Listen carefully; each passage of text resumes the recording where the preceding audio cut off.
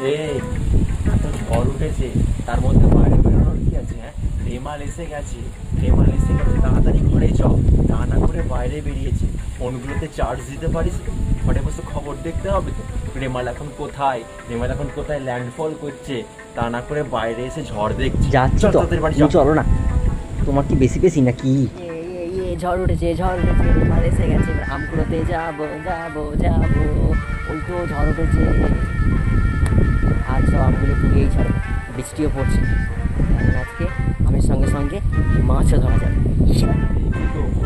এত ঝড়ের মধ্যে তুমি বাইরে এত ঝড়ের মধ্যে তুমি বাইরে বেরিয়েছো কেন? জানো না ঝড়ে তোমাকে উড়িয়ে নিয়ে চলে যেতে পারে।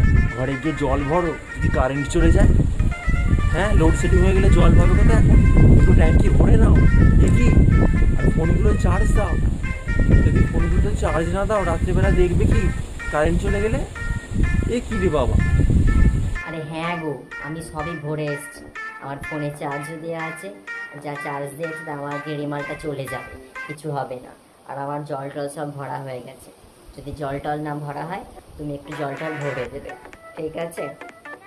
আর আমি সব কাজকর্ম করেই এসছি, আমার তো বলতে হবে না। তুমি অন্য কাউকে গিয়ে বলো, বা ঘরে চলো, বা ঝড় উঠেছে, তুমিও উড়ে যাবে। বলছে একটা কথা বলবো, একটু বৃষ্টি পড়ছে, ওয়েদারটা জল জলে, একটু পেঁয়াজি পকোড়া ভাজো না, খাওয়া যাবে। কি? বেগুনি পেঁয়াজি? কখনো নয়। এই লোডশেডিংয়ে আমি অন্ধকারে কিচ্ছু করতে পারবো না। যদি কারেন্ট থাকতো তাহলে আমি একটা চেষ্টা করতাম। আমি অনেকবার তোমাকে বলেছি ইনভার্টার লাগাও, ইনভার্টার লাগাও, তুমি লাগাওনি। আমি কোনো পেঁয়াজি মেজি ভাজতে পারবো না, বাইরে কিনে খাও। এই এই ঝড় জলে তো সব দোকান বন্ধ, তাহলে তুমি তোমার খাবার ইচ্ছের দোকানেও তালা মারো, আমরা কি যাও নিজে ভেজে খাও, আমি পারবো না। এই ঝড় বৃষ্টির দিনে ফোনগুলোতে চার্জ নেই, লোডশেডিংয়ে কী করবে? কী করে কাটবে সময়গুলো? হ্যাঁ, ফোনে চার্জ নেই তো কি হয়েছে, রাতটুকু ভালো করে আনন্দদায়ক করার জন্য তো তুমি আছো।